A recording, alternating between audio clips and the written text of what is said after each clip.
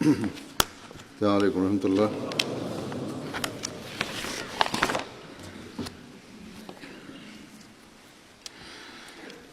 أشهد أن لا إله إلا الله وحده لا شريك له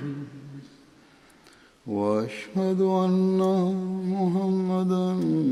عبده ورسوله أما بعد فأعوذ بالله من الشيطان الرجيم بسم الله الرحمن الرحيم الحمد لله رب العالمين الرحمن الرحيم مالك يوم الدين إياك نعبد وإياك نستعين اهدنا الصراط المستقيم صراط الذين أنعمت عليهم غير المغضوب عليهم ولا الضالين ادع إلى سبيل ربك بالحكمة والموعظة الحسنة وجادلهم بالتي هي أحسن إن ربك هو أعلم بمن ضل عن سبيله وهو أعلم بالمهتدين۔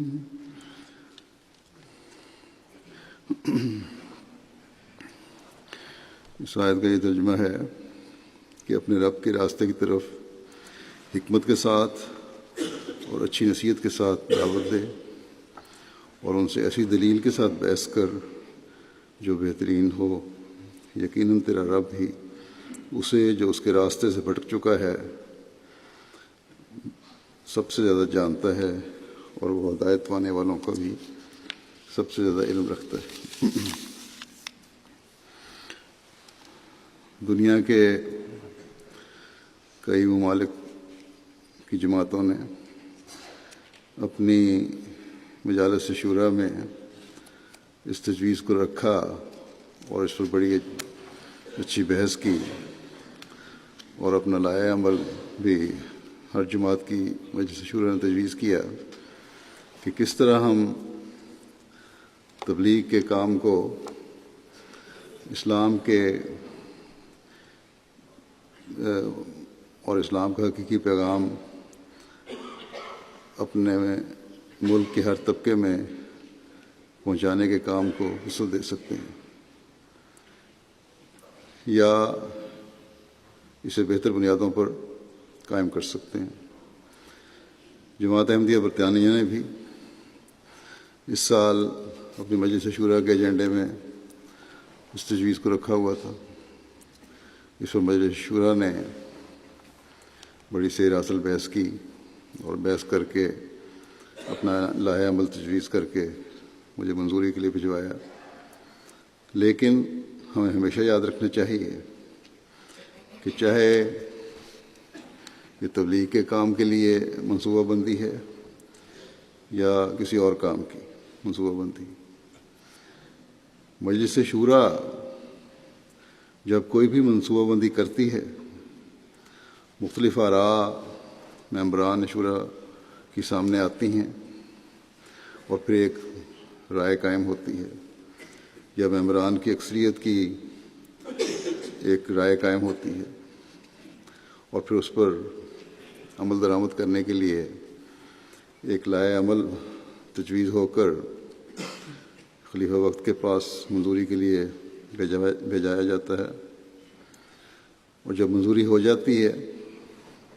تو اس پر اپنی تمام تر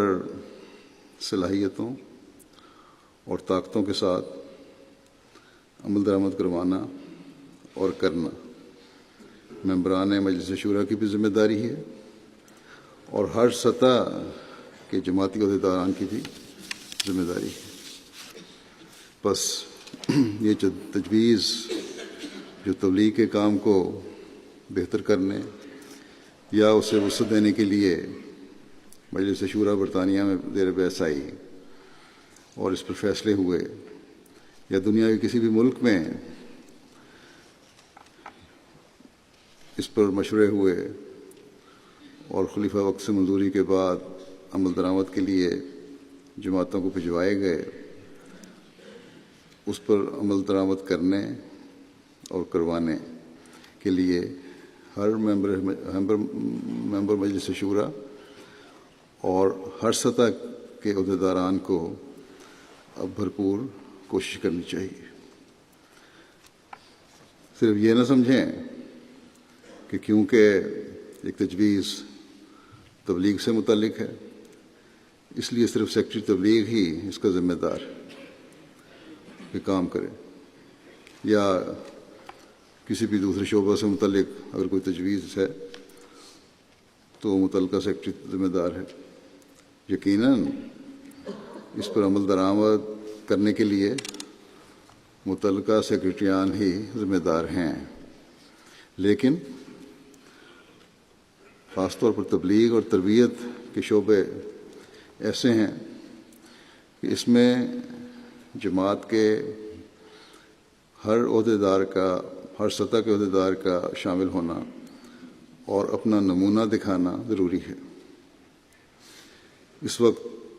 میں کیونکہ تبلیغ کے حوالے سے بات کرنا چاہتا ہوں، اس لیے اس حوالے سے میں ہر عہدیدار کو توجہ دلانی چاہتا ہوں کہ وہ اپنے سیکرٹریان تبلیغ سے اس تجویز پر جماعتوں میں عمل درآمد کروانے کے لیے اپنا مکمل تعاون کریں، خود اس کا حصہ بن کر افراد جماعت کے لیے نمونہ پیش کریں۔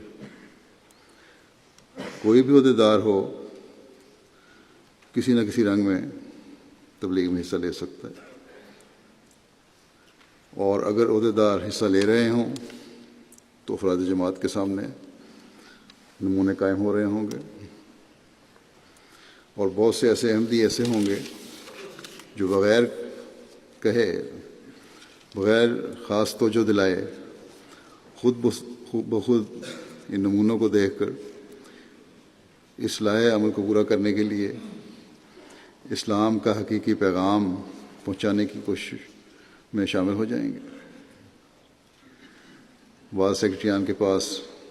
ویسے بھی اپنے شعبے کا اتنا کام نہیں ہوتا، وہ زیادہ وقت بھی دے سکتے ہیں، صرف نیت اور ارادے کی ضرورت ہے۔ بہرحال نیشنل سیکرٹری تبلیغ کا کام ہے کہ جو لائحہ عمل بھی بنایا گیا ہے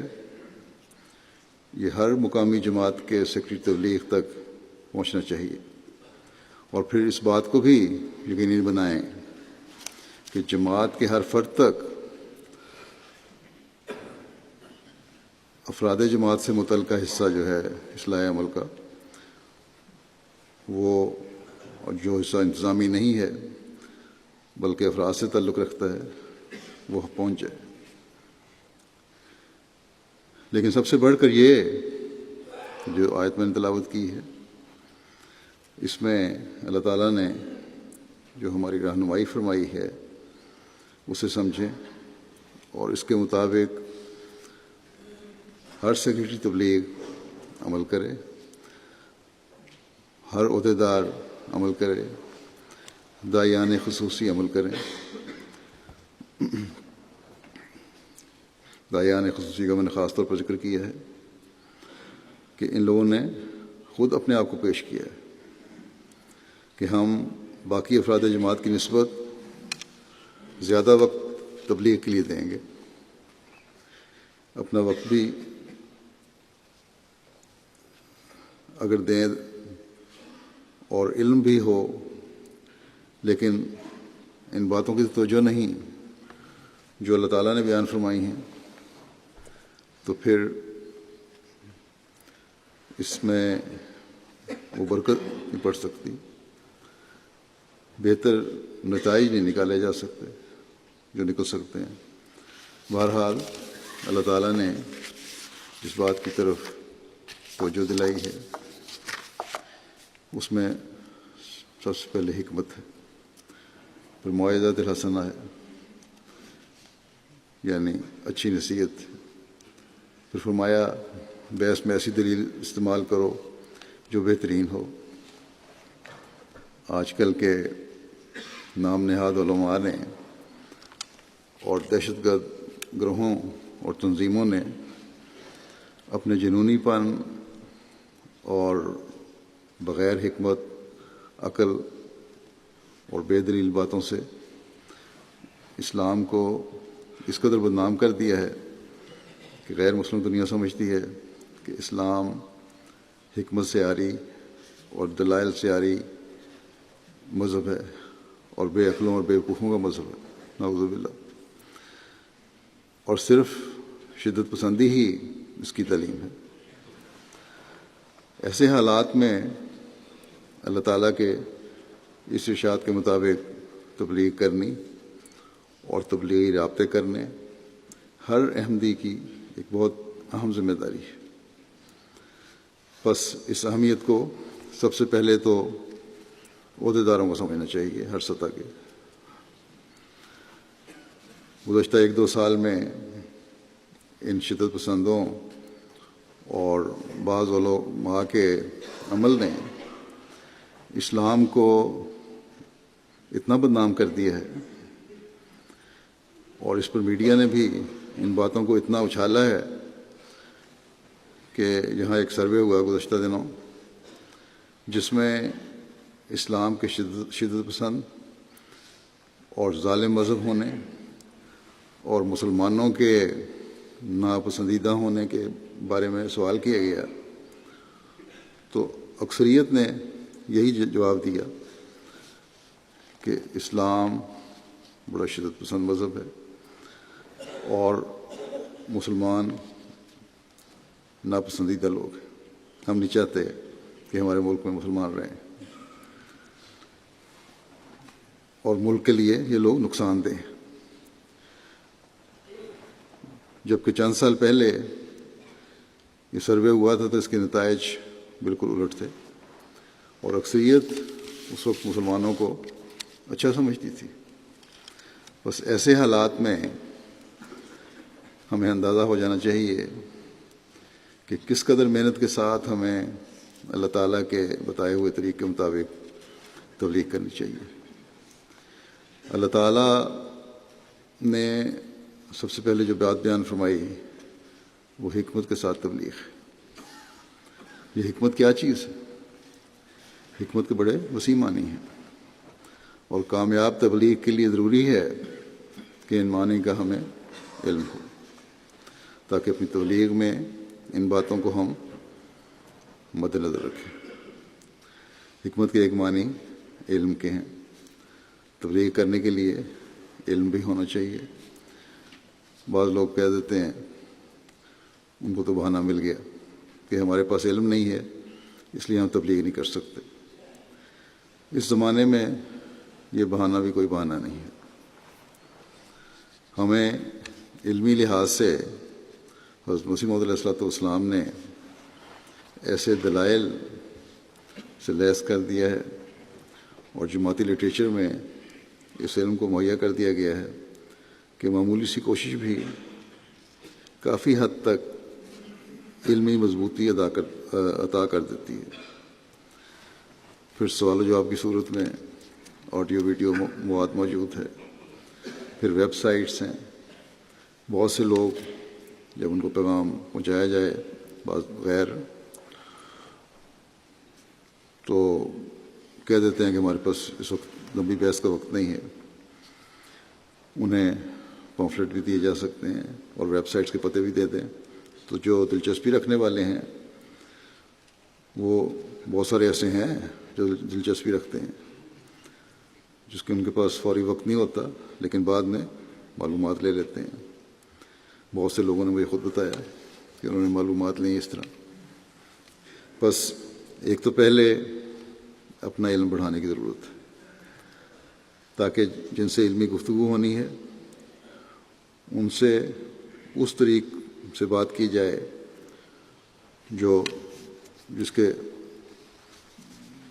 جس معیار پر وہ اترتے ہیں. دوسرا یہ پتہ ہونا چاہیے کہ اس وقت ہمارے لٹریچر اور ویب سائٹ میں کہاں یہ علمی جواب اور مواد میسر ہے. مختلف مذاہب سے تعلق رکھنے والوں سے اور خدا تعالیٰ کے وجود کے انکار کرنے والوں سے ان کی سوچ کے مطابق، ان کے خیالات کے مطابق، ان کے دلائل کے مطابق پھر ہمیں دلیلیں دینی ہوں گی. پھر حکمت کے معنی یہ بھی ہیں کہ پختہ اور پکی بات ہو، ایسی دلیل ہو جو خود مضبوط ہو، نہ کہ اس دلیل کو ثابت کرنے کے لیے اور ہمیں دلیلیں دینی پڑیں، پھر ان کو مزید ثابت کرنا پڑے. بس لمبی بحثوں میں پڑھنے کے بجائے جائزہ لے کر، اعتراض دیکھ کر، پھر ان کو ٹھوس دلیل سے رد کرنے کی کوشش کرنی چاہیے. اور یہ بھی پھر شعبہ تبلیغ کا کام ہے کہ اپنے حالات کے مطابق ایسے اعتراض اور ان کے رد کی دلیلیں یکجا کر کے ایک جگہ جمع کر کے پھر جماعتوں کو مہیا کریں تاکہ زیادہ سے زیادہ لوگوں کو علمی اور ٹھوس اور پختہ دلیلیں اعتراضوں کے رد کی میسر ہو سکیں. پھر حکمت کا ایک مطلب عدل بھی ہے. ایسے اعتراض نہیں کرنے چاہیے دوسرے پہ اگر بحث ہو رہی ہے جو الٹ کر ہم پر بھی پڑ سکتے ہیں. اللہ تعالیٰ کے فضل سے جماعت احمدیہ میں حضرت مسیح موعود علیہ السلام کی تربیت اور لٹریچر کی وجہ سے، خلفاء کے لٹریچر کی وجہ سے عام طور پر ایسی صورت نہیں ہوتی، لیکن عام دوسرے مسلمان جو ہیں یا دوسرے مذہب کے لوگ جو ہیں ان میں یہ نظر آ جاتی بات. مسلمان جو ہمارے خلاف ہیں حضرت مسیح موعود علیہ السلام پر ایسے اعتراض کر دیتے ہیں جو باقی انبیاء پر بھی پڑ سکتے ہیں. بڑے بڑے بعض لوگ ہیں جو اپنے زوم میں عالم سمجھتے ہیں اپنے آپ کو، ایسے اعتراض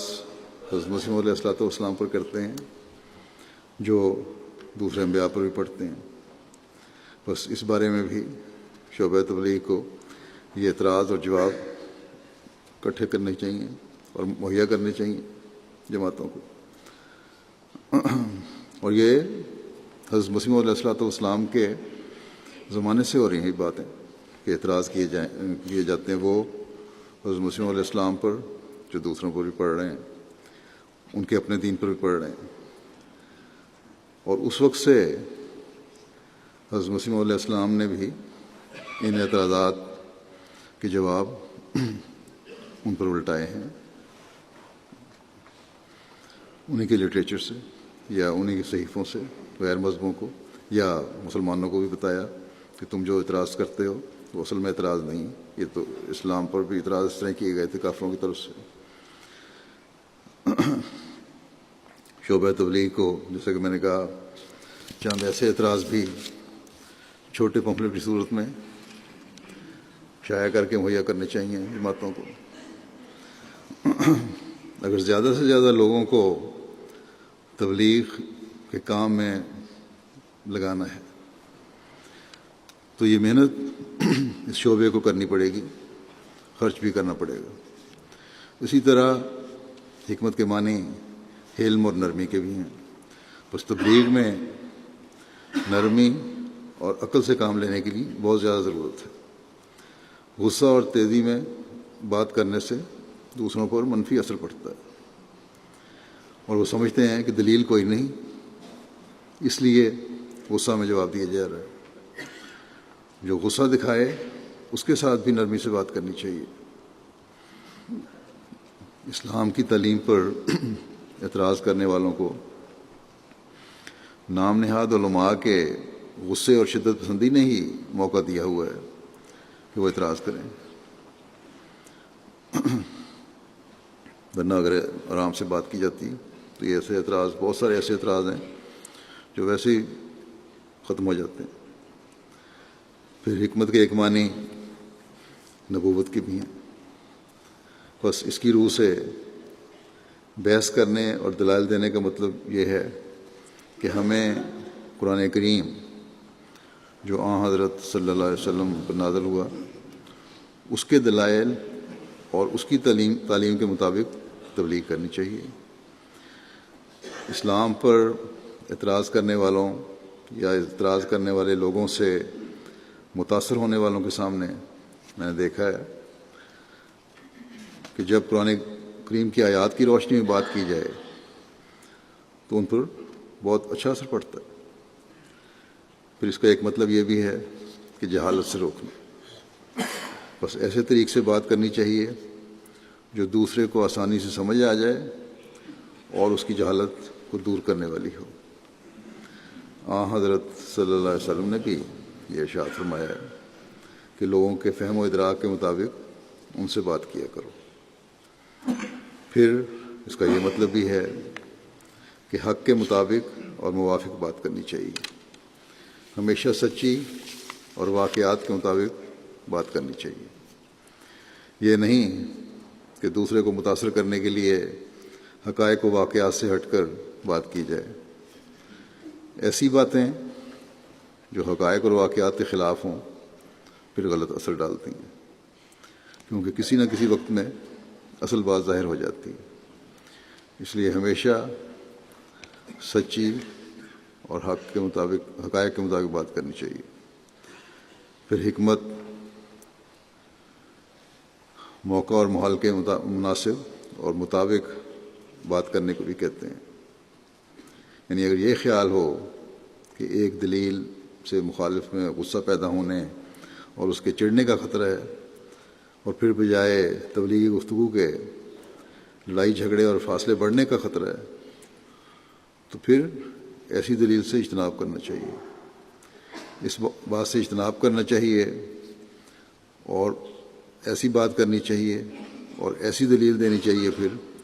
جو برمحل بھی ہو اور دوسرے کے مزاج کے مطابق ہو اور فاصلے بڑھانے کے بجائے قریب لانے کا باعث ہو۔ بعض لوگ ایک بات کرتے ہیں ایک مجلس میں، دوسرا وہ بات سنتا ہے اور اچھا اثر لیتا ہے، لیکن اس وقت پھر بات کر کے چپ ہو جانے کے بجائے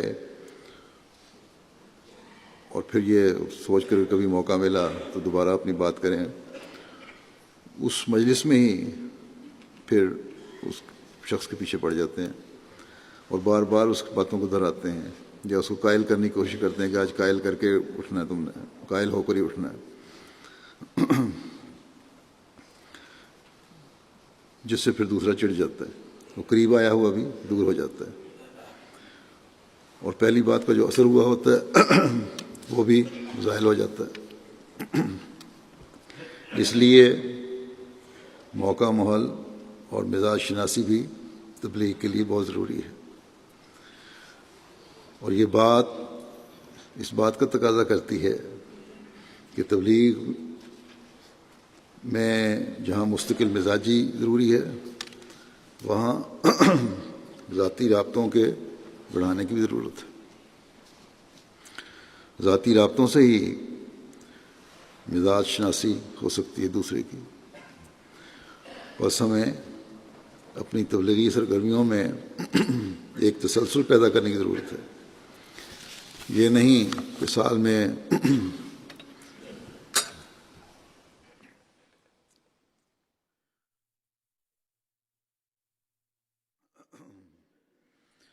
ایک یا دو دفعہ عشرہ تربیت بنا لیا، عشرہ تبلیغ بنا لیا، لٹریچر سڑکوں پر کھڑے ہو کر تقسیم کر دیا اور سمجھ لیا کہ تبلیغ کا حق ادا ہو گیا۔ آج کل یہاں اسائلم لینے والے بہت سے لوگ مختلف عمروں کے آئے ہوئے ہیں، بعض صحت مند اور جوان ہیں، بعض ذرا بڑی عمر کے ہیں، اور جب تک ان کے کیسوں کا فیصلہ نہیں ہو جاتا اکثر کے پاس وقت ہے اور اکثر وقت تو فارغ رہتے ہیں۔ بس ایسے تمام لوگوں کو اپنی صحت و عمر کے لحاظ سے تبلیغ کے لیے اپنے آپ کو پیش کرنا چاہیے۔ لٹریچر تقسیم کرنے کے لیے کم یا زیادہ وقت دینا چاہیے۔ زبان نہیں آتی تو لٹریچر لے جائیں، کیسٹس لے جائیں۔ اگر سڑکوں پر لٹریچر تقسیم کرنا ہے تو پھر مستقل پروگرام ایک رہنا چاہیے تقسیم کا، اور یہ اسائلم لینے والے اس کے لیے استعمال ہو سکتے ہیں۔ ثواب بھی ہے، نیکی بھی ہے، اور تبلیغ کا فریضہ بھی ادا ہو جائے گا، اور اسی برکت سے شاید ان کے کیس بھی جلدی پاس ہو جائیں۔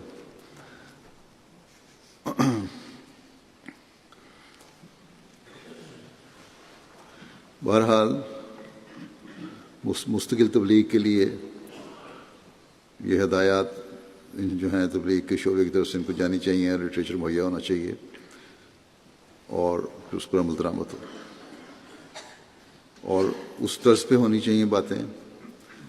جو حکمت کے معنوں میں بتائی گئی ہیں۔ ان میں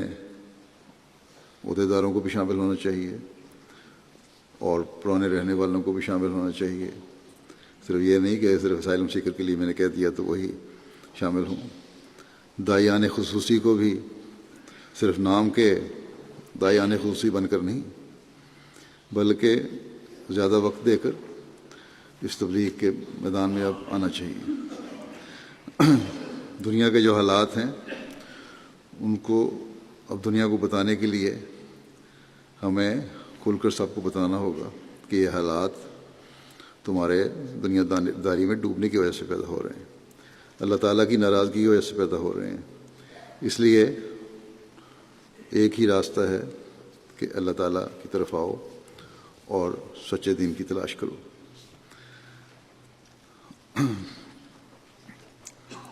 موعظۃ الحسنہ کا جو تبلیغ کا حکم ہے وہ حکمت سے تبلیغ کے معنوں میں بھی آ گیا، یعنی نرمی اور دل پر اثر کرنے والے انداز میں تبلیغ کی جائے۔ بس اللہ تعالیٰ نے حکمت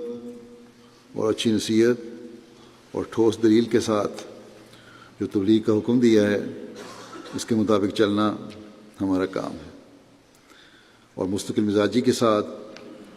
اسے کرتے چلے جانا ہمارا کام ہے۔ اس کے نتائج اللہ نے فرمایا کہ میں نے پیدا کرنے ہیں۔ کس نے گمراہی میں بھٹکتے رہنا ہے اور کس نے ہدایت پانی ہے،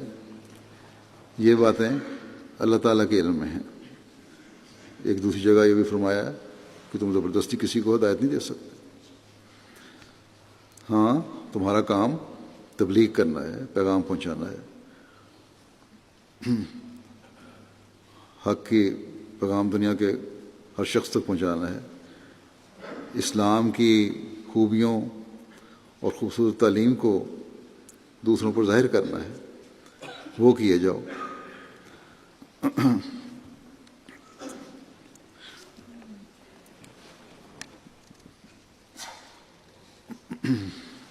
انسان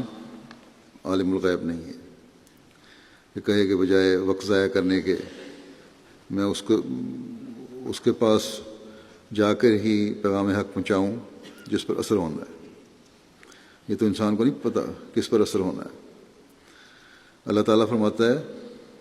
کہ تمہیں یہ علم دیا ہی نہیں گیا کہ کس پر اثر ہونا ہے اور کس پر نہیں ہونا۔ اس لیے اللہ تعالیٰ کے اس ارشاد کے مطابق ہم نتائج کے بارے میں ذمہ دار نہیں ہیں کہ کیوں اس کے مثبت نتائج نہیں نکلے، کیوں 100% لوگ ہمارے پیغام سے متاثر ہو کر اسلام کو قبول کرنے والے نہیں بنے۔ ہمارے سے اگر پوچھا جائے گا تو صرف اتنا جو اللہ تعالیٰ نے ہم سے پوچھنا ہے کہ کیا ہم نے پیغام پہنچایا، یا پھر کیوں ہم نے اپنا تبلیغ کا فریضہ ادا نہیں کیا، اور کیوں اللہ تعالیٰ کی ہدایت پر عمل کرتے ہوئے نہیں کیا۔ کس نے ہدایت پانی ہے اور کس نے ہدایت نہیں پانی، یہ صرف اللہ تعالیٰ کے علم میں ہے۔ اگر ہم اپنا فرض پورا کر رہے ہیں تو دنیا کم از کم اللہ تعالیٰ کو یہ نہیں کہہ سکتی مرنے کے بعد کہ ہمیں تو اسلام کا پیغام ملا ہی نہیں تھا۔ تو اس میں ہمارا کیا قصور ہے اگر ہمیں اسلام کا پیغام نہیں ملا؟ بعض لوگ پیغام سنتے ہیں، سمجھتے ہیں، لیکن پھر بدقسمتی سے کوئی روگ ان کے آڑے آ جاتی ہے اور قبول نہیں کرتے۔ ابھی 2 دن پہلے ہی یورپ کے ایک ملک کے مبلغ نے مجھے لکھا کہ فلاں فلاں صاحب جو آپ کو ملے تھے جرمنی میں، جلسے پر بھی شامل ہوئے تھے، تبلیغ اور پورے ماحول کا اس پر بہت اچھا اثر ہے، کئی دفعہ بیعت کرنے کا اس نے ارادہ کیا ہے، پھر کوئی روک آڑے آ جاتی ہے۔ اب یہ تو اللہ تعالیٰ کو پتہ ہے کہ اسے قبولیت کی توفیق ملنی ہے یا نہیں ملنی، لیکن ہم نے بہرحال اپنا فرض پورا کر دیا، اسے اسلام کی حقیقی تعلیم سے روشناس کروا دیا۔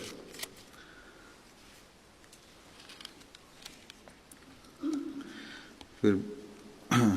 تبلیغ کے ضمن میں ایک بات یہ بھی ہے، بعض لوگ پوچھتے ہیں،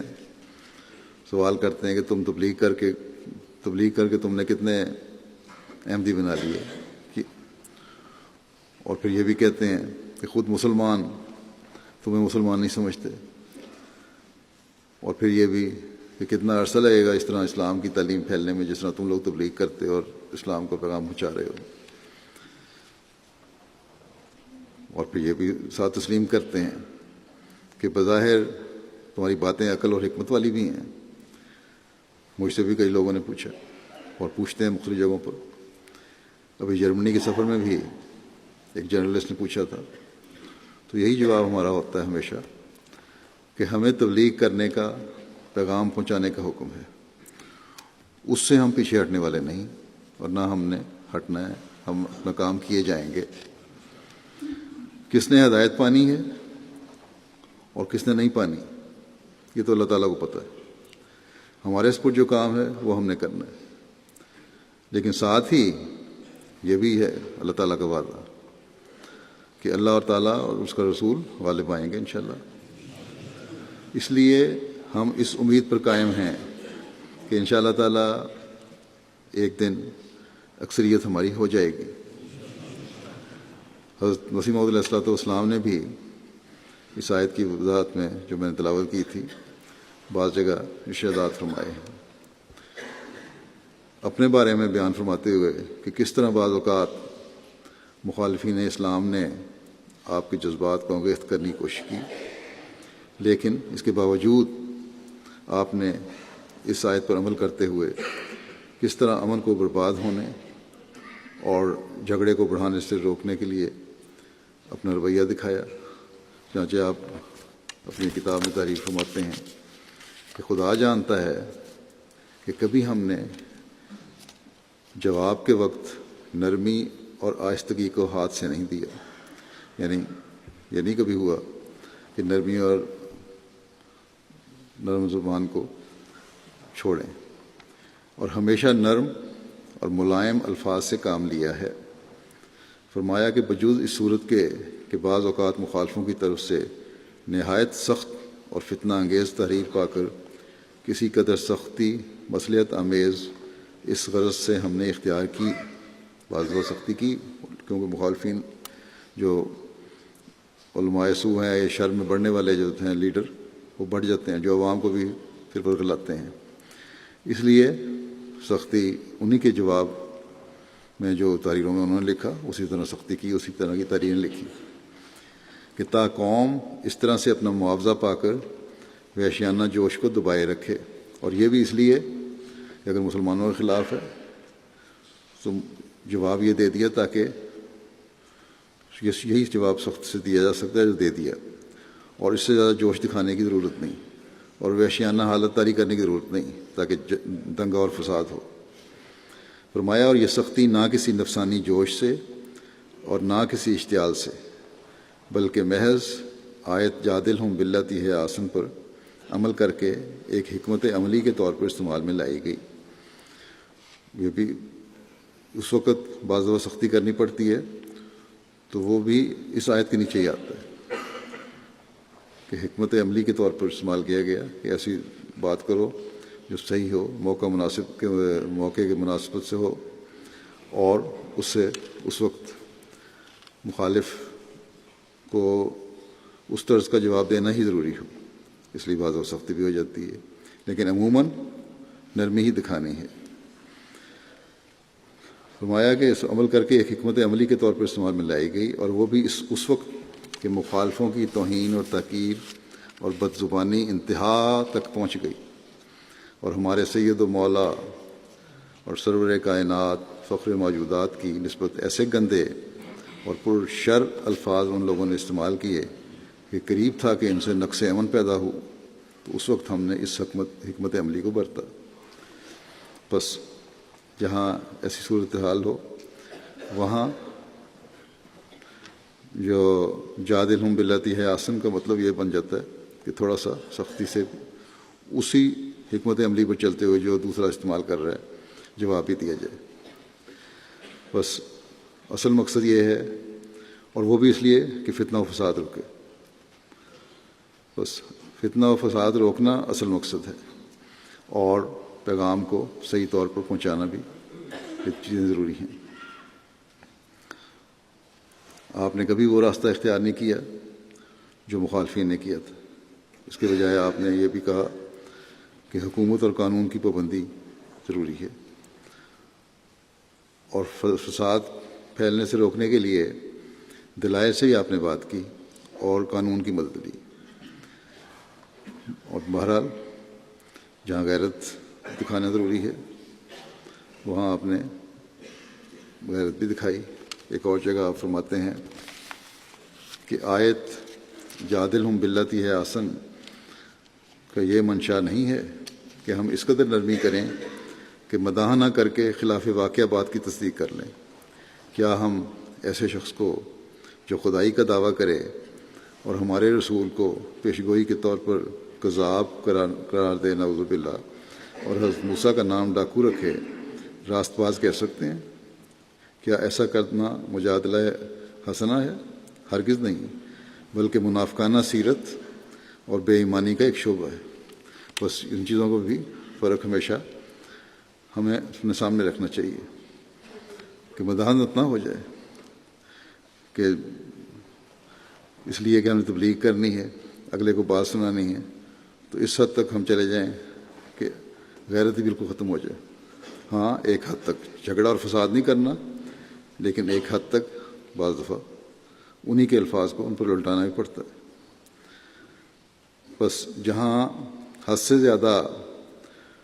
مخالفین اعتراض میں بڑھ جائیں یا باتیں ان کی ایسی ہو جائیں کہ جو حد سے زیادہ دریدہ ذہنی اور گندے الفاظ ہوں، وہاں بعض دفعہ فتنے کو روکنے کے لیے جواب دینا پڑتا ہے۔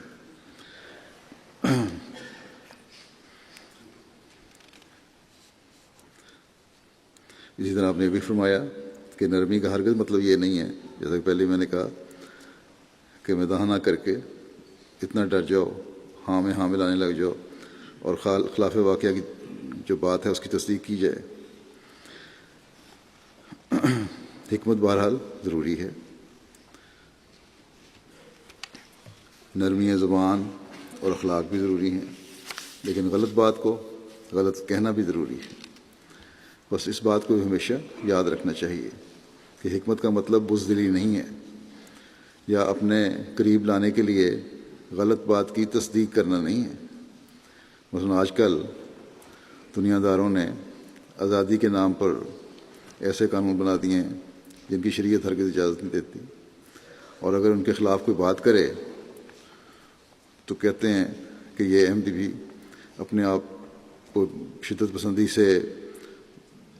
دور رہنے والا کہتے ہیں، اور اس کے خلاف باتیں کرتے ہیں اور ظاہر کرتے ہیں کہ ہم شدت پسند نہیں ہیں، لیکن بعض معاملات میں یہ بھی شدت پسند ہیں۔ اور مثال وہ یہ دیتے ہیں کہ جیسے عورتوں سے ہاتھ ملانے کا معاملہ ہے یا ہم جنسی کا معاملہ ہے۔ ابھی جرمنی میں مجھ سے بعض نے سوال کیے اور میرے جواب پر کچھ نے منفی تبصرہ بھی ہمارے خلاف کیا، لیکن اکثریت کو سمجھ بھی آ گئی کہ کیا حقیقت ہے۔ ہمیں لڑنے کی ضرورت نہیں، لیکن جو چیز غلط ہے اسے ہم نے غلط بہرحال کہنا ہے۔ گزشتہ دنوں یہاں یو کے ایک سیاسی پارٹی کے ممبر، جن کے بارے میں مشہور ہو گیا تھا کہ وہ پارٹی لیڈر بننے کے لیے کھڑے ہوں گے، انہوں نے اعلان کیا کہ وہ پارٹی لیڈر بننے کے لیے کھڑے نہیں ہو سکتے، کیونکہ ایک تو وہ ہم جنسی کے خلاف ہیں اور دوسرے ابارشن کے خلاف ہیں، اور یہ دونوں باتیں ایسی ہیں کہ ان کے خلاف انہوں نے کہا کہ ہمارے معاشرے میں سننے کی گنجائش ہی نہیں ہے۔ جہاں تک ہم جنسی کا سوال ہے، قرآن بھی اور بائبل بھی قومی طور پر اس برائی کرنے والوں کو اللہ تعالیٰ کی طرف سے سزا کا اس میں ذکر ہے دونوں کتابوں میں، لیکن ابارشن بعض حالات میں ہم تو جائز سمجھتے ہیں، لیکن بہرحال ان کا اپنا نظریہ تھا کہ وہ نہیں سمجھتے۔ اسی طرح ایک اور سیاسی پارٹی کے لیڈر نے اپنی کچھ چند مہینے ہوئے اپنی پارٹی کی سربراہی سے اس لیے استعفیٰ دے دیا کہ وہ ہم جنسی کے خلاف تھے، اور انہوں نے کہا کہ اس وجہ سے میں اپنے ایمان اور سیاست کے درمیان تقسیم ہو کے رہ گیا ہوں، اس لیے بہتر ہے کہ میں اپنے ایمان کو بچانے کے لیے پارٹی لیڈرشپ سے علیحدہ ہو جاؤں۔ بس اگر یہ لوگ جو دنیا دار ہیں اور جن کا دین بھی اپنی اصلی حالت میں قائم نہیں ہے، اپنے دنیاوی معاملات کو دین کے لیے قربان کر رہے ہیں اور مداحنت نہیں دکھاتے، بزدلی نہیں دکھاتے، تو پھر ہمیں جو آخری اور ہمیشہ قائم رہنے والی شریعت کو ماننے والے ہیں کس قدر مضبوط ایمان ہونا چاہیے، اور اپنے دنیاوی تعلقات میں اور تبلیغ کے تعلقات میں بھی حکمت کے ساتھ اور ٹھوس دلائل کے ساتھ ان باتوں کو رد کرنا چاہیے، نہ ہی اپنے دنیاوی مفادات کے لیے ان چیزوں سے ڈرنا چاہیے، نہ ہی اس لیے ان کی ہاں میں ہاں ملانی چاہیے کہ ان سے رابطے ختم ہو جائیں گے۔ اگر حکمت سے بات کی جائے تو کوئی رابطے ختم نہیں ہوتے۔ اور پھر دوسرے، اللہ تعالیٰ نے فرما دیا ہے، پہلے بھی ذکر ہو چکا کہ ہدایت پانے والے کون ہیں، یہ مجھے پتہ ہے۔ بس جس کو اللہ تعالیٰ نے ہدایت دینی ہے اس کا دل خود ہی اللہ تعالیٰ کھول بھی دے گا۔ عہدیداروں کو خاص طور پر اس طرف توجہ کرنی چاہیے کہ ان میں نے دیکھا ہے بعض دفعہ بزدلی کا زیادہ اظہار ہو جاتا ہے۔ مخالفت کی کوئی پرواہ نہیں کرنی چاہیے، مخالفت تو تبلیغ کے راستے کھولتی ہے۔ حضرت مسیح موعود علیہ السلام ایک جگہ فرماتے ہیں کہ جس قدر زور سے باطل حق کی مخالفت کرتا ہے اسی قدر حق کی قوت اور طاقت تیز ہوتی ہے۔ فرمایا ذمہ داروں میں بھی یہ بات مشہور ہے کہ جتنا جیٹھ ہاڑ تپتا ہے اسی قدر ساون میں بارش زیادہ ہوتی ہے، یعنی جس قدر گرمی زیادہ ہوتی ہے مئی جون میں، اتنی برسات کے موسم میں، مونسون جب آتی ہے جولائی اگست ستمبر میں، تو برسات بھی اور بارشیں بھی زیادہ ہوتی ہیں۔ فرمایا یہ ایک قدرتی نظارہ ہے، حق کی جس قدر زور سے مخالفت ہو اسی قدر وہ چمکتا ہے اور اپنی شوکت دکھاتا ہے۔ فرمایا کہ ہم نے خود آزما کر دیکھا ہے، جہاں جہاں ہماری نسبت زیادہ شور و غل ہوا ہے وہاں ایک جماعت تیار ہو گئی ہے، اور جہاں لوگ اس بات کو سن کر خاموش ہو جاتے ہیں وہاں زیادہ ترقی نہیں ہوتی۔ یہ نظارے ہمیں آج بھی نظر آتے ہیں۔ گزشتہ دنوں جرمنی میں الجزائر سے آئے ہوئے وہاں کے ایک بڑے مشہور غیر جماعت سے میری ملاقات ہوئی، ملنے آئے تھے، کہنے لگے کہ اس وقت آپ کی جماعت وہاں بڑی تکلیف میں سے گزر رہی ہے، یہ تو صحیح ہے، لیکن جماعت کا تعارف اور تبلیغ جو ہے ملک کے تقریباً تمام حصے میں اس مخالفت کی وجہ سے ہو چکا ہے اور لوگ جماعت کو جاننے لگ گئے ہیں۔ کہنے لگے شاید یہ جو اتنا تعارف ہوا ہے یہ 10-20 سال میں بھی نہ ہو سکتا آپ لوگوں سے، جتنا اس مخالفت کی وجہ سے ہوا ہے بس۔ اور یہ وہاں کے احمدی بھی لکھتے ہیں کہ ذرا بھی بہتر حالات ہوئے تو بہت سارے علاقے ایسے ہیں جہاں لوگ تیار بیٹھے ہیں اب احمدیت قبول کرنے کے لیے، بس مخالفتوں یا دنیا والوں کے سے کسی قسم کا خوف نہیں ہونا چاہیے، لیکن ساتھ ہی حکمت بھی ضروری ہے۔ تبلیغ کے لیے یہ بات بھی ضروری ہے کہ انسان کے قول اور فعل میں مطابقت ہو، جو کہتے ہیں اس پر عمل بھی کرنے والے ہوں۔ حکمت کی باتیں بھی تبھی منہ سے نکلتی ہیں اور دوسروں پر اثر کرتی ہیں جب قول اور فعل ایک ہو۔ حضرت مسیح علیہ والسلام اس طرح توجہ دلاتے ہوئے ایک موقع پر فرماتے ہیں کہ بہت سے مولوی اور علماء کہلا کر ممبروں پر چڑھ کر اپنے تعین نائب الرسول اور وارث الانبیاء قرار دے کر واز کرتے پھرتے ہیں، کہتے ہیں کہ تکبر نہ کرو، بدکاریوں سے بچو، مگر جو ان کے اپنے اعمال ہیں اور جو ان کی کرتوتیں ہیں وہ خود کرتے ہیں، ان کا اندازہ اس سے کر لو کہ ان باتوں کا اثر تمہارے دلوں پر کہاں تک ہوتا ہے۔ باتوں کا اثر بھی اس وقت ہی ہوگا ہر تبلیغ کرنے والے کا جب وہ اپنے قول و فعل میں برابر ہوگا۔ فرمایا کہ اگر اس قسم کے لوگ عملی طاقت بھی رکھتے اور کہنے سے پہلے خود کرتے تو قرآن میں لما تقولون ما لا تفعلون کہنے کی کیا ضرورت پڑتی۔ یہ آیت ہی بتلاتی ہے کہ دنیا میں کہہ کر خود نہ کرنے والے بھی موجود تھے اور ہیں اور ہوں گے۔ فرمایا تم میری بات سن رکھو اور خوب یاد کر لو کہ اگر انسان کی گفتگو سچے دل سے نہ ہو اور عملی طاقت اس میں نہ ہو تو اثر پذیر نہیں ہوتی۔ اسی سے تو ہمارے نبی کریم صلی اللہ علیہ وسلم کی بڑی صداقت ثابت ہوتی ہے، کیونکہ جو کامیابی اور تاثیر فی القلوب ان کے حصے میں آئی اس کی کوئی نظیر بنی آدم کی تاریخ میں نہیں، اور یہ سب اس لیے ہوا کہ آپ کے قول اور فعل میں پوری مطابقت تھی۔ پھر آپ نے فرمایا کہ یاد رکھو، ہمیں بھی نصیحت فرما دی کہ صرف لفاظی اور لسانی کام نہیں آ سکتی جب تک کہ عمل نہ ہو، اور باتیں عند اللہ کچھ بھی وقت نہیں رکھتی، چنانچہ خدا تعالیٰ نے فرمایا ہے کہ کبر مقتن عند اللہ ہے ان تقولوا ما لا تفعلون۔ پھر آپ فرماتے ہیں کہ مومن کو دو رنگی اختیار نہیں کرنی چاہیے، یہ بزدلی اور نفاق اس سے ہمیشہ دور ہوتا ہے۔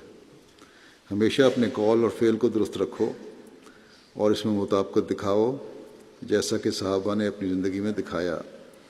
تم بھی ان کے نقش قدم پر چل کر اپنے صدق اور وفا کا نمونہ دکھاؤ۔ پھر ایک جگہ نصیحت کرتے ہوئے آپ فرماتے ہیں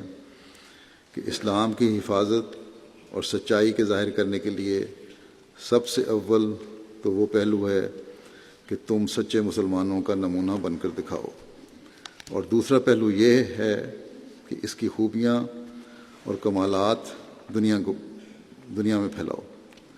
پہلے نمونہ بنو، پھر اسلام کی تبلیغ کرو، اس کے کمالات دنیا میں پھیلاؤ۔ پس تبلیغ کے لیے بھی اپنی حالتوں میں پہلے پاک تبدیلیاں پیدا کرنے کی ضرورت ہے۔ ایک سچے مسلمان کا نمونہ جب انسان بن جائے تو پھر سوال ہی نہیں کہ لوگوں کی توجہ پیدا نہ ہو، اس نمونہ دیکھ کر ہی لوگ توجہ پیدا کر دیتے ہیں، اور اس طرح باقاعدہ تبلیغ سے پہلے تبلیغ کے راستے کھلنے شروع ہو جاتے ہیں۔ اللہ تعالیٰ ہمیں اس کے مطابق عمل کرنے کی توفیق عطا فرمائے۔